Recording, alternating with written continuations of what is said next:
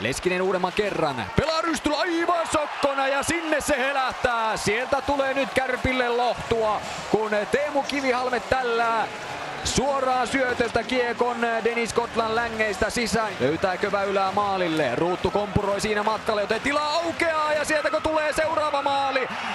Kyllä, Kärpät nyt tekee nyt pienimuotoista kirjaa ja Dennis Kotla on siellä pitkällä. Kuka se lopulta sinne sorkkii? Kärpät tulee nyt 3 maalin päähän. Junttila pyöräyttää siihen taustalle Miika Koivistolle. Koivisto, Junttila suojaa hyvin kiekkoa ja vähän onnekkaastiinkin se menee maaliin, mutta menee joka tapauksessa ja voihan herran pieksut.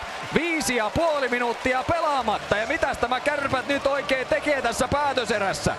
Kalpalla vähän ote kirvonnut tässä, eikä ihan vähänkään, kun tässä kuitenkin Kärpillä loistava sauma iskeä peli nyt yhden maalin päähän.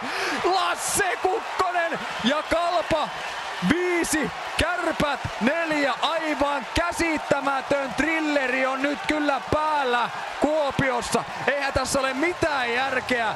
36-vuotias kärppäkonkari iskee oululaiset maalin päähän ja yhtäkkiä Niirola Monttu on hiiren hiljainen. Ja tämä on kyllä kauden kovin temppu, se on jopa yksi liiga vuosikymmenen kovimmista tempuista, mikäli päätös